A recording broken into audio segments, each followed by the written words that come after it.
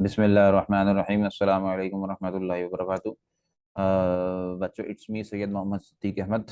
और आज इंशाल्लाह हम नाइन्थ क्लास की नई बुक और फर्स्ट ईयर क्लास की नई बुक का कंबाइन एक टॉपिक स्टार्ट कर रहे हैं। वो ये है कि नाइन्थ क्लास की जो नई बुक है उसमें चैप्टर नंबर 1 का नाम है फंडामेंटल्स ऑफ केमिस्ट्री। और जो फर्स्ट ईयर क्लास की नई बुक है उसमें चैप्टर नंबर 1 का नाम है स्टिशियोमेट्री। तो बहरहाल दोनों अलग अलग हैं, लेकिन दोनों में ना स्टार्ट जब भी मैं करवाता हूँ तो कुछ बेसिक कंसेप्ट पढ़ाता हूँ। उन बेसिक कंसेप्ट को समझने के लिए ना थोड़ा सा पिछली चीज़ें रिवाइज हो जाती हैं। तो जब वो बेसिक कंसेप्ट क्लियर हो जाते हैं तो फिर हमारा आगे बढ़ना आसान होता है। तो ऐसा नहीं है क्लास 9 का चैप्टर 1 और 11 का चैप्टर 1 दोनों एक जैसे हैं, ऐसा बिल्कुल नहीं है। दोनों में आसमान जमीन का फर्क है। लेकिन बेसिक टर्म्स जो है ना, basic terms class 9 chapter number 1 की और class first year chapter number 1 की, वो मैं आपके सामने आज शेयर करूंगा इंशाल्लाह कि बेसिक टर्म्स क्या होती हैं। बाकी फिर क्लास 9 में जो हमारे चैप्टर 1 में स्टार्टिंग है, केमिस्ट्री की डेफिनेशन, केमिस्ट्री की ब्रांचेस, ये सब मैं शेयर करूंगा इंशाल्लाह, और आसान भी है। लेकिन इसके बाद जो बेसिक्स हैं वो मैं अभी शेयर कर रहा हूँ आपके सामने क्लास 9 और फर्स्ट ईयर के लिए। फिर इंशाल्लाह फर्स्ट ईयर के न्यूमेरिकल जो है, स्टिशियोमेट्री के, ये सारे ये भी शेयर करूंगा आपके सामने इंशाल्लाह। ठीक है। तो फिलहाल अभी स्टार्ट करते हैं अपना चैप्टर नंबर 1 के बेसिक कॉन्सेप्ट्स स्टिशियोमेट्री फर्स्ट ईयर के मुताबिक, और फंडामेंटल्स ऑफ केमिस्ट्री क्लास 9 के मुताबिक। तो बहरहाल बेसिक कंसेप्ट स्टार्ट करते हैं क्लास 9 फर्स्ट ईयर दोनों के लिए। अच्छा जी, सबसे पहला जो कंसेप्ट है ना वो है मैटर के बारे में। ये तो हम सब बचपन से पढ़ते आ रहे हैं, छोटी क्लास से, कि anything which has mass and occupies space is called matter. अच्छा, मेरा लेक्चर तो मैं इंशाल्लाह समझ में आ जाएगा, बस मेरी आवाज को गौर से सुनना और मेरे इस रेड पॉइंटर को, ये जो दिख रहा है ना घुमा रहा हूँ, इसको गौर से देखना, तो मैं सारी बातें इंशाल्लाह क्लियर हो जाएंगी। तो एनीथिंग, कोई भी चीज जिसका मास हो और जो स्पेस ऑक्युपाई करे, मतलब जगह घेरे, वो मैटर कहलाता है। अच्छा जी, मास क्या चीज होती है? क्या मास का मतलब वजन होता है? नहीं, ऐसा बिल्कुल भी नहीं है। मास और वेट में फर्क है। वेट को उर्दू में वजन बोलते हैं। वेट एक फोर्स है जिससे जमीन हमें अपनी तरफ खींचती है।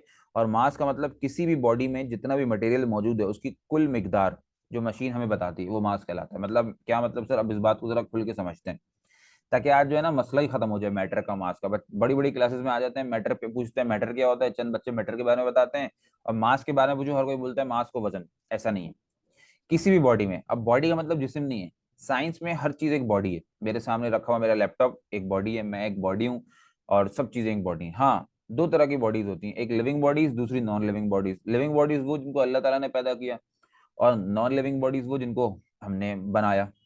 तो किसी भी बॉडी में जितना मटेरियल, इतना सामान भरा हुआ है, उसकी कुल मिकदार मास कहलाती है। मशीन से हमें पता चलती है। ज्यादा मास मालूम करना है तो बड़ी मशीन चलती हैं, छोटा मास मालूम करना है, कम मास यानी ग्राम वगैरह में मालूम करना है, तो लैब में छोटे छोटे मास बैलेंस, फिजिकल बैलेंस रखे होते हैं। पहले तो फिजिकल बैलेंस होते थे, अब तो डिजिटल फिजिकल बैलेंस मौजूद है हमारे पास, वो रखे हुए मौजूद होते हैं, उससे हम मास मालूम कर सकते हैं। तो अब मिसाल के तौर पे एक बच्चा मशीन पे चढ़ा, मशीन ने 50 kg दिया, इसका मतलब उसका मास 50 kg है, मतलब उसके जिस्म में जितना भी सामान भरा हुआ है उसकी कुल मिकदार 50 किलोग्राम की है। तो मशीन को हम लोग वेट मशीन कहते हैं। भाई वो वेट मशीन नहीं, वो मास मशीन, एक मिस नोमर है, गलत नाम से चल पड़ा है। जैसे मिस नोमर ये भी तो है ना, लोग कहते हैं कि बोना पापा का पैम्पर दे दें, हालांकि पैम्पर तो खुद एक ब्रांड है। वो जो बच्चों को पहनाया जाता है ना, उनके वेस्ट प्रोडक्ट को, पिशी विशी को रोकने के लिए, वो पैम्पर कहलाता है। ओ सॉरी, डायपर कहलाता है, डायपर। डायपर की मुख्तलिफ कंपनीज हैं, मुख्तलिफ ब्रांड्स हैं, पैम्पर सबसे पहला ब्रांड है, फिर भूना पापा और ऐसे बहुत सारे ब्रांड्स हैं। तो हमें तो ये करना चाहिए कि पैम्पर का डायपर दे दें या भूना पापा का डायपर दे दें, लेकिन हम पैम्पर के नाम से मशहूर हो गया है, मिस नोमर है, गलत नाम है, तो हम क्या बोलते हैं? भूना पापा का पैम्पर दे दें। पैम्पर तो खुद एक ब्रांड है डायपर का। इसी तरह weight machine, weight machine misnomer है, गलत नाम से मशहूर हो गया, हालांकि वो मास मशीन है। तो एक हाथी को मैंने मास मशीन पे चढ़ाया, उनके लिए एक मास मशीन अलग से बनाई जाती है। आपको कोई मौका मिला तो दिखाऊंगा वीडियो में इंशाल्लाह। तो मशीन ने 6000 किलो बताया, इसका मतलब उस हाथी का मास 6000 किलो है। मतलब ये कि उसके जिस्म में जितना भी सामान कुछ भरा हुआ है, सब कुछ, उसकी कुल मिकदार 6000 किलो है। और जमीन जितनी ताकत से हमें अपनी तरफ खींचती है वो ग्रेविटी है, ये बात तो बिल्कुल ठीक है, लेकिन ग्रेविटी की ना एक वैल्यू होती है। जमीन पे ग्रेविटी की वैल्यू 9.8 है, राउंड ऑफ करके 10 ले लेते हैं। चांद पे ग्रेविटी की वैल्यू कुछ और है। तो जमीन जितनी ताकत से हमें अपनी तरफ खींचती है वो हमारा वेट कहलाता है, उसको वजन बोलते हैं। एक फोर्स है वेट। मिसाल के तौर पे एक बच्चे का मास 50 kg है, तो उसका वेट होगा 500 न्यूटन। यानी मास को जब तुम 10 से मल्टीप्लाई कर दोगे ना, क्योंकि ग्रेविटी की वैल्यू 9.8 है, अप्रोक्स 10 ले लिया राउंड ऑफ करके। जब तुम मास को 10 से मल्टीप्लाई करोगे वेट आ जाएगा, यानी वो फोर्स, वो वजन आ जाएगा जिससे जमीन तुम्हें अपनी तरफ खींच रही है। जिसका मास कम होगा उसका वेट भी कम होगा, जिसका मास ज्यादा होगा उसका वेट भी ज्यादा होगा। मतलब जिसका मास कम है ना, जमीन उसको कम ताकत से अपनी तरफ खींचेगी, जमीन खींचने में ताकत कम लगाएगी, जमीन को कम ताकत लगेगी। और जिसका मास ज्यादा है, जमीन को खींचने में उसको अपनी तरफ ताकत ज्यादा लगेगी। इसकी मिसाल ऐसी है कि दरिया के दो कोने पे मगरमच्छ है, ठीक है। एक कोने पे जो मगरमच्छ है वो हिरन के पैर को पकड़ के उसको खींच रहा है, और दूसरे कोने पे जो मगरमच्छ है वो हाथी की सूंड पकड़ के उसको खींच रहा है। बताओ खींचने में दोनों को ताकत ज्यादा किसको लगेगी? सर उसको लगेगी, मतलब जो हिरन को खींच रहा है उसको खींचने में ताकत कम लगेगी, जो हाथी को खींच रहा है उसको खींचने में ताकत ज्यादा लगेगी। क्यों? क्योंकि हिरन का मास कम है, हाथी का मास ज्यादा है। तो जिसका मास कम उसका वेट भी कम, मतलब जमीन उसको खींचने में कम ताकत लगाएगी, जमीन को ज्यादा ताकत इस्तेमाल करने की जरूरत नहीं है। जिसका मास ज्यादा उसका वेट भी ज्यादा, मतलब जमीन उसको खींचने में ताकत ज्यादा लगाएगी क्योंकि वो भारी मास का है। ठीक है। और वेट कैसे निकलता है, वजन कैसे निकलता है? मास को 10 से मल्टीप्लाई करके। अब किसी का मास मिसाल के तौर पे 115 केजी है, तो वेट कितना होगा? 1150 न्यूटन। जमीन उसको अपनी तरफ 1150 न्यूटन की फोर्स से खींचेगी। एक छोटा सा बच्चा है, उसका मास 25 केजी है, उसका वेट कितना होगा? 250 न्यूटन, 250 न्यूटन। 10 से मल्टीप्लाई कर दो। अच्छा, मास और वेट में कौन सी चीज कांस्टेंट है जो कभी तब्दील नहीं होती? इसकी मिसाल देते हैं। जमीन पे जुम्मे वाले दिन मैंने अपना मास कैलकुलेट किया, 100 केजी आया, तो वेट कितना होगा? 1000 न्यूटन। 100 को 10 से मल्टीप्लाई कर दो। जस्ट सपोज मैं सैटरडे वाले दिन अगले दिन ही चांद पे चला गया, चांद पे जाके मेरा मास क्या 100 से कम ज्यादा हो जाएगा? मास कम नहीं होता, मास फिक्स रहता है। वो अलग बात है मैं एक्सरसाइज वगैरह करके उसको कम कर लूं या खा पी के उसको बढ़ा लूं, वरना मास वैसे ही रहेगा। जुम्मे वाले दिन मेरा मास 100 केजी था, तो क्या चांद पे जाने के बाद मैं कोई दुबला हो जाऊंगा? मैं तो उतना ही रहूंगा, मेरे ऊपर कोई फर्क नहीं पड़ेगा।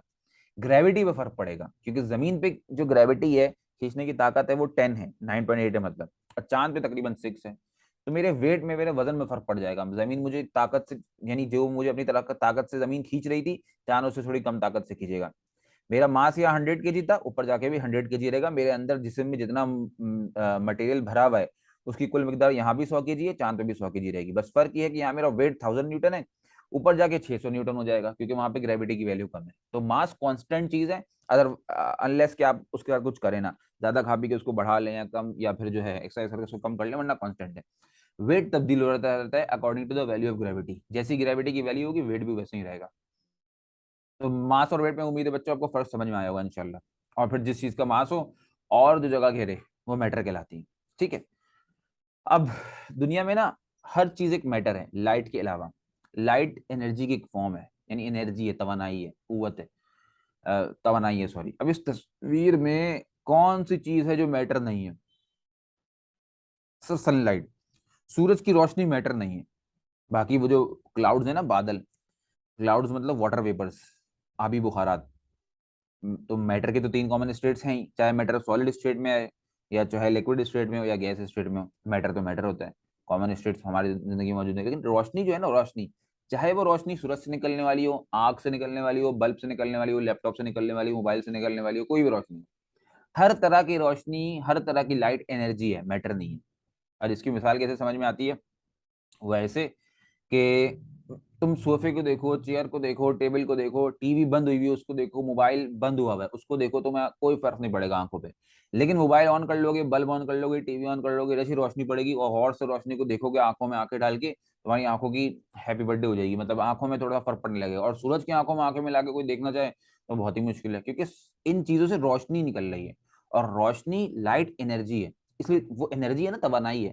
तो वो तवानाई तुम्हारे ऊपर अंदर जब आती है, तुम्हारे अंदर हिट करती है, तुम्हें तकलीफ होती है, परेशानी होती है, क्योंकि वो तवानाई है।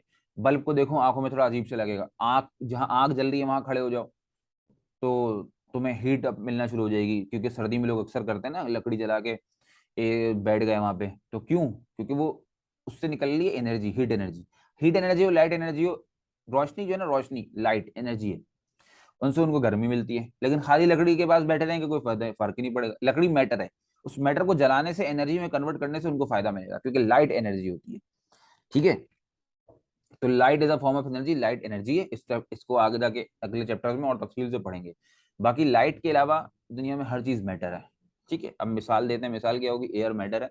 बचपन से हम मिसाल पढ़ते आ रहे हैं कि एक बलून मेरे सामने रखा हुआ है, छोटा सा बलून है, उसका कुछ ना कुछ मास होगा, सपोज 3 ग्राम का है, और कुछ ना कुछ जगह घेरी हुई होगी तो बलून मैटर है। उसमें मैंने हवा भर दी, उसका मास 3 ग्राम रहेगा, बढ़ जाएगा सर, बढ़ जाएगा। जगह थोड़ी सी घेरी हुई थी और ज्यादा हो जाएगी, क्यों? वो बलून का मास नहीं बढ़ रहा है, उसमें मौजूद हवा की वजह से उसका मास बढ़ रहा है। बलून जगह नहीं घेर रहा है, बलून के अंदर मौजूद हवा जगह घेर रही है, तो हवा का मास भी हवा जगह भी घेर रही है, तो हवा मैटर है। ब्लड हमारी बॉडी में जिसने पूरे लिक्विड ने जो जगह घेरी हुई है वो ब्लड ने घेरी हुई है, तो ब्लड का मास भी है, ब्लड जगह भी घेर रहा है, ब्लड मैटर है, एक्सेट्रा वगैरह वगैरह। तो दुनिया में लाइट के अलावा हर चीज मैटर है, लाइट एनर्जी है। और मैटर जिस चीज से मिलके बनता है ना वो एलिमेंट कहलाता है। ठीक है सर। एलिमेंट के बारे में एक बात और, कि एलिमेंट एक प्योर सब्सटेंस है। अल्लाह ताला ने कायनात में दो चीजों को प्योर बनाया है, एक एलिमेंट, दूसरा कंपाउंड। अच्छा, प्योर का क्या मतलब होता है सर, और सब्सटेंस का क्या मतलब होता है? सुनो मेरी बात गौर से सुनना। आ, हर चीज मैटर है लाइट के अलावा, लेकिन हर वो मैटर जो केमिकल रिएक्शन कर सके वो सब्सटेंस कहलाता है। और उस सब्सटेंस के अंदर मौजूद एटम्स वो केमिकल रिएक्शन करते हैं। सर आपकी बात समझ में नहीं, अब समझ में आएगी। देखो एक बीकर है, बीकर, बीकर जानते हो ना, केमिस्ट्री लैब में इस्तेमाल होता है, गिलास जैसे शेप का होता है, उस पर रीडिंग्स लिखी होती है, आगे उसकी बीक यानी चोंच निकली होती है, that's why it is called beaker. उस बीकर में मैंने हाइड्रोक्लोरिक एसिड डाला हुआ है, ठीक है, HCl डाला हुआ है। तो बीकर का मास है, बीकर भी जगह घेरता है, बीकर भी मैटर है। उसके अंदर जो मैंने हाइड्रोक्लोरिक एसिड डाला है, जाहिर है उसका भी कुछ ना कुछ मास है, वो भी जगह घेरता है, तो हाइड्रोक्लोरिक एसिड भी मैटर है। लेकिन बीकर और हाइड्रोक्लोरिक एसिड में केमिकल रिएक्शन कौन करेगा? Sir hydrochloric acid HCl chemical reaction करेगा। तो हाइड्रोक्लोरिक एसिड वो मैटर है जो केमिकल रिएक्शन करेगा, डेट्स वाई वो सब्सटेंस है। समझ आई मेरी बात? अब एक और एग्जांपल देता हूँ। एक कॉनिकल फ्लास्क में मैंने KCl डाल दिया, पोटेशियम क्लोराइड। तो कॉनिकल फ्लास्क भी एक मैटर है, पोटेशियम क्लोराइड भी एक मैटर है, क्योंकि दोनों का मास है, दोनों जगह घेर रहे हैं। लेकिन पोटेशियम क्लोराइड वो मैटर है जो केमिकल रिएक्शन करेगा, इसलिए वो सब्सटेंस है। हर वो मैटर जो केमिकल रिएक्शन कर सके वो सब्सटेंस कहलाता है, और उस सब्सटेंस के अंदर मौजूद वो दरअसल केमिकल रिएक्शन करते हैं। ये तो बात हम सबको पता है ना, कि केमिकल रिएक्शन करने की सलाहियत अल्लाह ने किसको दी? एटम्स को। तो उस सब्सटेंस में जो एटम्स मौजूद हैं वो दूसरे सब्सटेंस के एटम से केमिकल रिएक्शन करेंगे। तो हर चीज मैटर है, लाइट के अलावा लाइट एनर्जी, और हर वो मैटर जो केमिकल रिएक्शन कर सके वो सब्सटेंस कहलाता है। ठीक है। और प्योर सब्सटेंस में और इम्प्योर सब्सटेंस में क्या फर्क है? प्योर इम्प्योर का फर्क जानना बड़ा आसान। जब कोई तुमसे पूछे ना कि भाई प्योर और इम्प्योर में क्या फर्क है, तुम मिट्टी और पानी की मिसाल याद कर लो। एक गिलास पानी बिल्कुल प्योर है सर, पानी, एक गिलास में पानी है ना, और तो कुछ नहीं है, बिल्कुल प्योर है। ठीक है। उसमें अगर मैं मिट्टी डाल दूं तो अब बताओ वो प्योर है या इम्प्योर हो गया? सर इम्प्योर हो गया। क्या उस गिलास में डाली हुई मिट्टी दोबारा से किसी फिजिकल मेथड से अलग हो सकती है? हाँ सर, अगर छान लेंगे, फिल्ट्रेशन कर लेंगे तो अलग हो जाएगी। तो देखो इम्प्योर जो है ना, इम्प्योर फिजिकल मेथड से सेपरेट होकर प्योर बन सकता है, लेकिन प्योर कभी भी फिजिकल मेथड से सेपरेट नहीं हो सकता। फिजिकल मेथड क्या होते हैं? फिल्ट्रेशन एक फिजिकल मेथड है। अब मिसाल के तौर पे एक गिलास पानी में मैंने नमक घोल दिया, ठीक है। जब तक पानी था उस गिलास में तब तक वो प्योर था, कुछ भी नहीं था उसमें। अब मैंने नमक घोल दिया, अब वो इम्प्योर हो गया। अब उस पानी को जब उस जगह में हीट करूंगा ना, सारा पानी एवापोरेट हो जाएगा, मुझे नमक दोबारा से वापसी मिल जाएगा। तो इम्प्योर चीज थी, दोबारा से प्योर हो गई। किस मेथड से? फिजिकल मेथड से। एवापोरेशन भी एक फिजिकल मेथड है। तो कोई भी यानी इम्प्योर वो होता है जो फिजिकल मेथड से सेपरेट हो सकता है, और प्योर कभी भी फिजिकल मेथड से सेपरेट नहीं हो सकता। तो प्योर इम्प्योर में ये फर्क है। तो जब कोई तुमसे इम्प्योर और प्योर में फर्क पूछे ना, तो मिट्टी पानी की मिसाल याद कर लेना। मिट्टी पानी क्या है? इम्प्योर, फिजिकल मेथड से सेपरेट कर सकते हैं उसको, और प्योर को कभी भी फिजिकल मेथड से सेपरेट नहीं कर सकते। ठीक है सर। अच्छा, अब अल्लाह ताला ने कायनात में दो चीजें प्योर बनाई है, एक एलिमेंट, दूसरा कंपाउंड। एलिमेंट वो प्योर सब्सटेंस है जो केमिकल रिएक्शन से ब्रेक डाउन नहीं हो सकता, टूट नहीं सकता। लेकिन कंपाउंड वो प्योर सब्सटेंस है जो केमिकल रिएक्शन से टूट सकता है, ब्रेक डाउन हो सकता है। ठीक है सर, ये वाली बात तो हो गई अल्हम्दुलिल्लाह। अब इसकी हम एलिमेंट्स पीरियोडिक टेबल में रहते हैं, कुल मिला के कितने एलिमेंट्स है? 118 एलिमेंट्स मौजूद हैं। ठीक है सर। अच्छा जी, अब एग्जाम्पल दे देते हैं। बहुत सारे एलिमेंट हैं, चंद एलिमेंट की एग्जाम्पल देता हूँ मैं तुमको।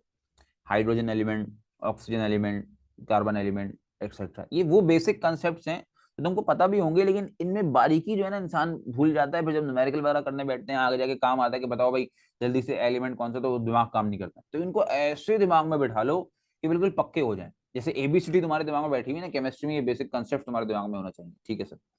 तो एलिमेंट का स्मॉलेस्ट पार्टिकल क्या कहलाता है? एटम। देखो मैंने तुमको क्या बताया कि मैटर जिससे मिलके बनता है वो एलिमेंट कहलाता है। मिसाल के तौर पे मेरे सामने जो लकड़ी का टेबल मौजूद है ये मैटर है। हाँ सर, ये लकड़ी कहाँ से ली गई है? दरख्त की लकड़ी से। तो दरख्त की लकड़ी में कौन सा एलिमेंट मौजूद है? कार्बन मौजूद है, तो इसमें भी कार्बन मौजूद होगा। इसका मतलब ये कि मैटर के अंदर जो चीज मौजूद होती है ना वो एलिमेंट होता है, यानी मैटर एलिमेंट से मिलकर बनता है। और उस एलिमेंट का स्मॉलेस्ट पार्टिकल एटम होता है। एटम वो सब्सटेंस है जो केमिकल रिएक्शन करता है। तो मैंने क्या बोला? एटम जो है एलिमेंट का स्मॉलेस्ट पार्टिकल है, और एलिमेंट से मिलकर क्या बनता है? मैटर। तीनों आपस में एक दूसरे से लिंक करते हैं, है ना? तो मैं ये भी कह सकता हूं कि atom is the smallest particle of matter. दोनों बात कह सकते हैं। अगर मैं कहूं कि एटम एलिमेंट का स्मॉलेस्ट पार्टिकल, सही बात है। मैं कहूं कि एटम मैटर का स्मॉलेस्ट पार्टिकल, ये भी सही बात है, क्योंकि एलिमेंट से मिलकर क्या बनता है? मैटर। ठीक है सर। अब एक एलिमेंट में जितने भी एटम होंगे ना, सबके सब एक जैसे होंगे, लेकिन एक एलिमेंट के एटम दूसरे एलिमेंट के एटम से मुख्तलिफ होंगे। हाइड्रोजन एलिमेंट है, उसमें सारे एटम किसके होंगे? हाइड्रोजन के होंगे। ऑक्सीजन एलिमेंट है, उसमें सारे एटम किसके होंगे? ऑक्सीजन के होंगे। इसका मतलब एक एलिमेंट में तमाम एटम सेम होंगे, एक जैसे होंगे। लेकिन हाइड्रोजन एलिमेंट के एटम ऑक्सीजन एलिमेंट के एटम से डिफरेंट होंगे, मुख्तलिफ होंगे। इसका मतलब एक एलिमेंट का एटम दूसरे एलिमेंट के एटम से डिफरेंट होता है, मुख्तलिफ होता है। तो एटम की मिसाल, हाइड्रोजन एलिमेंट का एटम, हाइड्रोजन, ऑक्सीजन, ये सारे एटम्स हैं। एलिमेंट का स्मॉलेस्ट पार्टिकल एटम होता है। ठीक है। और ये बात हम क्लास 9 छोटी क्लासेस से जानते हैं कि एटम वो सबसे छोटा जर्रा है, सबसे छोटा पार्टिकल है जो हमें नॉर्मल आंखों से क्या, स्कैनिंग टनलिंग माइक्रोस्कोप STM से भी नहीं दिख सकता। फिर क्या करें? कुछ नहीं करें, मेरे एक सवाल का जवाब दो। एलिमेंट 118 हैं, एटम्स कितने होंगे? सर एटम्स अनकाउंटेबल होंगे, क्योंकि एक एलिमेंट में कितने एटम है तुम ये नहीं गिन सकते, तो 118 एलिमेंट में कितने एटम्स हैं इसको गिनना कहां से पॉसिबल है? हाँ, लेकिन एटम्स हैं 118 किस्म के। ये एटम की जो टाइप है ना वो 118 है। कुल मिला के एलिमेंट की तादाद कितनी है? 118। लेकिन एटम की कितनी तादाद है ये ना कोई गिन सका, ना कभी गिन सकेगा कोई। लेकिन हाँ, 118 किस्म के एटम मौजूद हैं, 118 तरह के एटम मौजूद हैं। यानी हाइड्रोजन से लेके आखिरी एलिमेंट 1118 जिसका एटॉमिक नंबर है वहां तक जितने एलिमेंट हैं उतने तरह के एटम होंगे। लेकिन कितने होंगे ये बात बताना पॉसिबल नहीं है। ठीक है।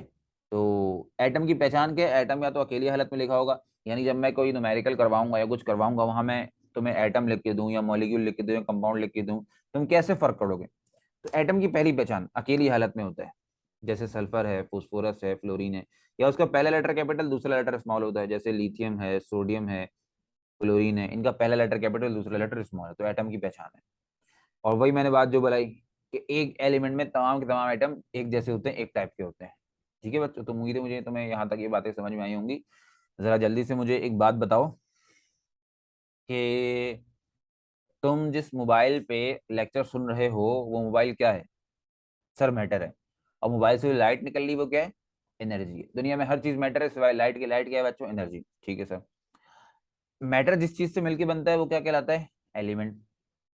एलिमेंट एक प्योर सब्सटेंस है। अच्छा, सब्सटेंस क्या चीज होती है? सर आपने बताया था ना थोड़ी देर पहले अभी, हर चीज मैटर है, लेकिन हर वो मैटर जो केमिकल रिएक्शन कर सके वो सब्सटेंस कहलाता है। ठीक है। और सब्सटेंस में रिएक्शन कौन करता है? एटम्स। जाहिर सी बात है एटम रिएक्शन करेगा। जैसे हाइड्रोक्लोरिक एसिड एक सब्सटेंस है, जब वो रिएक्शन करेगा तो उसके एटम्स रिएक्शन करेंगे। ठीक है सर। प्योर इम्प्योर में क्या फर्क होता है? सर प्योर इम्प्योर में फर्क जानने के लिए हम पानी और मिट्टी की मिसाल लेंगे। पानी और मिट्टी क्या है? इम्प्योर। फिजिकल मेथड से सेपरेट हो सकता है? हाँ सर सेपरेट हो सकता है। तो इसका मतलब इम्प्योर को फिजिकल मेथड से सेपरेट कर सकते हैं, लेकिन प्योर को कभी भी सेपरेट नहीं कर सकते। सही है। अल्लाह ने कायनात में दो चीजें प्योर बनाई है, एक एलिमेंट दूसरा कंपाउंड। एलिमेंट वो प्योर सब्सटेंस है जो केमिकल रिएक्शन से टूट नहीं सकता। कंपाउंड वो प्योर सब्सटेंस है जो केमिकल रिएक्शन से टूट सकता है। 118 तरह के 118 एलिमेंट से हमारे पीरियोडिक टेबल में एलिमेंट का स्मॉलेस्ट पार्टिकल एटम होता है, केमिकल रिएक्शन करता है। अल्लाह ने एटम के अलावा किसी चीज को केमिकल रिएक्शन करने की सलाहियत नहीं दी। ठीक है सर, यहाँ तक तो बात समझ में आ गई। एलिमेंट 118 है तो एटम कितने होंगे?